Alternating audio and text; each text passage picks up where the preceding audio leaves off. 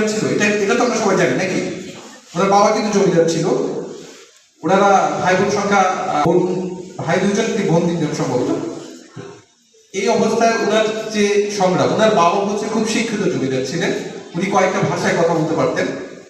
ওনার ভাইয়েরাও একই রকম ছিলেন, পারদর্শী ছিলেন কয়েকটা ভাষায়। কিন্তু দেখা গেছে বেগম রোকেয়া যখন পড়াশোনা করতে চাইলেন, ওনার বাবাও এটার পক্ষে ছিলেন না। নিজেকে পারদর্শী করা ছাড়া তো সমাজ পরিবর্তন সম্ভব না, তাই না?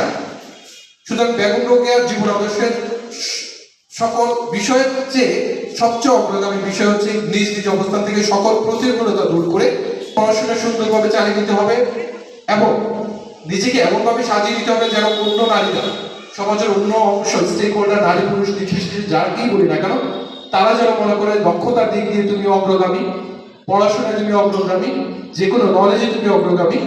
সেই বিষয়টা যখন প্রতিষ্ঠিত হবে তখন তুমি যে কোনো জাগরণে বা যে কোনো বিষয়ে সমাজে উন্নয়নে ভূমিকা রাখতে পারবে। বেগম রোকেয়া ঠিক তাই ছিল। নিজের পড়াশোনা যখন অন্য তখন তো এরকম ছিল না যে মেয়েরা বাইরে পড়াশোনা করতে, এই প্র্যাকটিসটা কম ছিল। সেজন্য নিজেই পড়াশোনা করেছে, গৃহ শিক্ষক ছিল এবং সাহিত্য চর্চা, তার ভাই সাহিত্য চর্চা করতেন, ভাই এবং আরেক বোন ছিলেন, এই সাহিত্য চর্চাটা অব্যাহত রেখেছেন। শেষে যেটা হয়েছে, তার হাজবেন্ড মারা যাওয়ার পরে উনি তার হাজবেন্ডের মেমোরিয়াল স্কুল প্রতিষ্ঠা করেছেন। সেই স্কুল প্রতিষ্ঠা করে ধীরে ধীরে নিজের জানাটা দিয়ে সমাজের নারী জাগরণের যে ভূমিকা সেটা উনি রাখতে পেরেছিলেন।